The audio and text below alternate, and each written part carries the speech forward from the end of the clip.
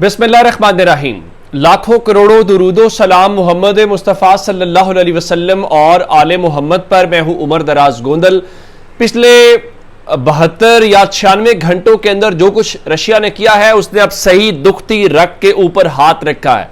मैं दो बातें आपके सामने रखना चाहता हूं। एक अमेरिकी स्टेट डिपार्टमेंट का बयान है और एक ट्रंप ने जो ईरान के साथ उनके न्यूक्लियर मुज़ाकरात चल रहे हैं उसके हवाले से कहा है कि ईरान का जो रवैया है वो अग्रेसिव होता जा रहा है। उसके हवाले से भी रूस ने कदम उठाया, लेकिन असल बात यह है कि यूएस स्टेट डिपार्टमेंट के जो स्पोक्स पर्सन है उन्होंने कहा जी Russia strikes on Ukrainian cities must stop immediately. यानी वो कह रहे हैं कि रशिया जो शहरों के ऊपर हमले कर रहा है या स्ट्राइक्स कर रहा है उसको फौरी तौर पे रोका जाना चाहिए। अब देखना यह है कि क्या आप उसको रोक सकते हैं, नहीं रोक सकते, ये एक इंपॉर्टेंट बात है। लेकिन मैं जिस तरीके से आपको ये बता रहा था कि असल में वो दुखती रग के ऊपर कैसे हाथ रख रहा है। अमेरिका इस वक्त परेशान है ईरान के न्यूक्लियर प्रोग्राम को लेके, उनसे बातचीत चल रही है। इतलात है कि उन्हें जुमेरात वाले दिन मुलाकात करनी है और ट्रंप कह रहे थे कि हम उसको देखते हैं। अब मसला यह है कि ये सिर्फ अमेरिका का मसला नहीं है, ये उसके उस मशरक़ के वुस्ता के एक नाजायज मुल्क के मुस्तकबिल का सवाल है, तो वो किसी भी हद तक जाएगा। लेकिन रशिया जो है वो भी उन तमाम चीजों को कर रहा है जिसकी बुनियाद के ऊपर इनको गुस्सा भी आए और उसको लगे कि मैं बिल्कुल ठीक कर रहा हूं। अब खबर क्या है?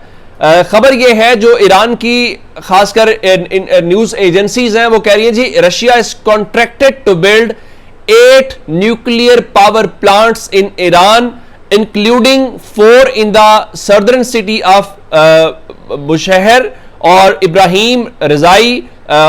उनके मुताबिक वहां के ऊपर उन्होंने इस हवाले से बताया कि जो 8 न्यूक्लियर पावर प्लांट्स हैं वो रशिया बिल्ड करके देगा ईरान को। अब इसका मतलब जरा आप जब इसको समझेंगे तो इसका मतलब यह है कि वो जानबूझ के अमेरिका को छेड़ रहा है और उसको बता रहा है कि भाई हम यहां तक नहीं रुकेंगे, हम आपको हर सतह के ऊपर लेके जाएंगे।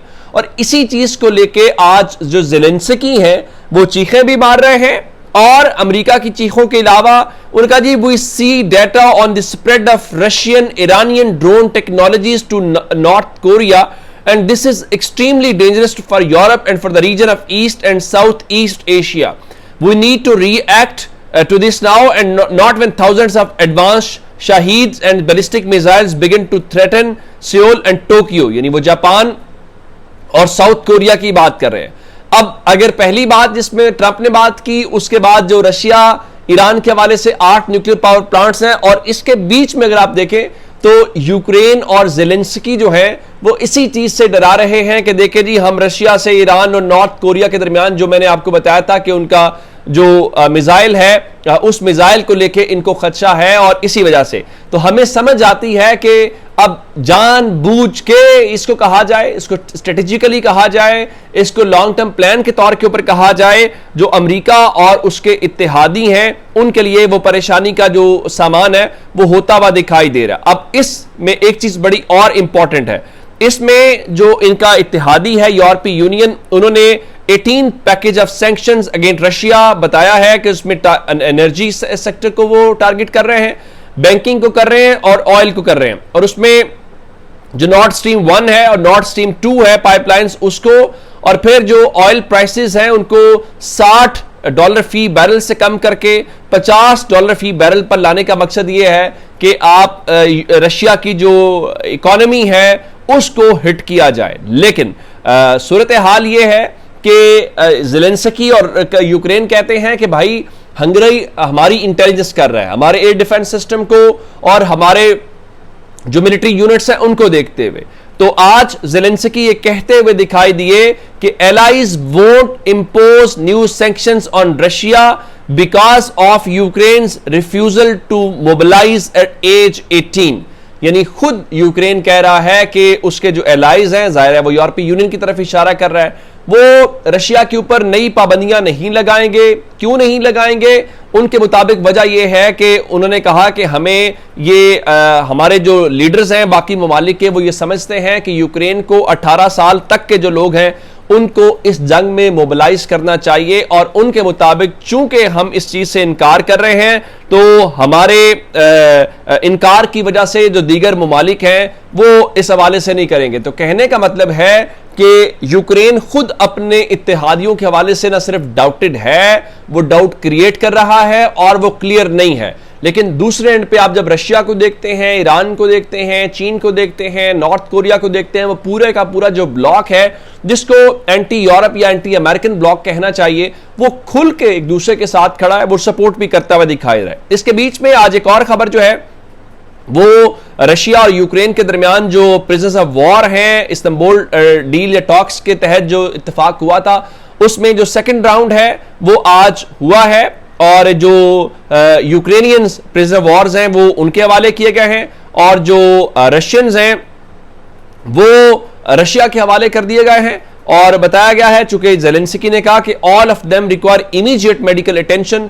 जाहिर है जब आप दुश्मन की कैद में होते हैं तो दुश्मन क्या करता है, दुश्मन आपको साइकोलॉजिकली हिट करता है और वो साइकोलॉजिकली हिट करने के बाद आपको किसी साइकेट्रिस्ट की जरूरत पड़ती है या मेडिकल की जरूरत पड़ती है। तो वो दोनों ममालिक यही कहते हुए दिखाई दे रहे हैं कि हमें जो है वो इस बारे में वो चीज़ें करनी है और इसमें कोई नई चीज़ है भी नहीं। लेकिन इसके बीच में आज एक और डेवलपमेंट जो इंटरनेशनल जो वो क्या कहना चाहिए स्टेज के हवाले से इंपॉर्टेंट है। आप जानते हैं कि आज़रबाईजान का रोल क्या है।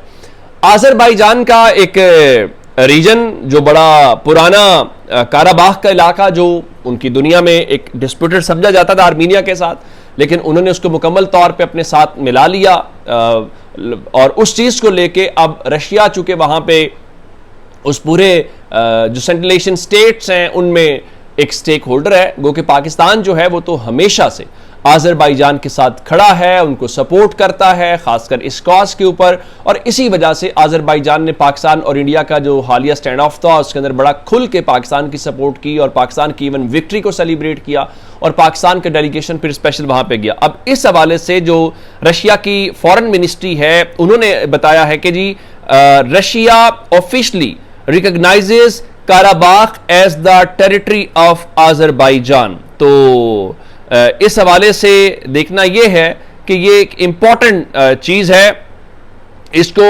क्या कहना चाहिए एक बड़ी डिप्लोमेटिक विन करार दिया जा रहा है खासकर आज़रबाईजान की।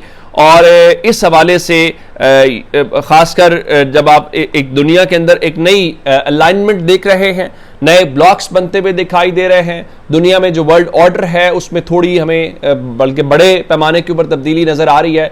तो रशिया अगर खुल के इस हवाले से कह रहा है तो खासकर वो सारे का सारा ब्लॉक जिसमें पाकिस्तान को भी खुश होना चाहिए, कम से कम यहाँ पे आज़रबाईजान को एक बड़ी क्लियर विक्ट्री उनको डिप्लोमेटिक के लिए हुई है। अपना बहुत सारा ख्याल रखिएगा। खुदा हाफिज।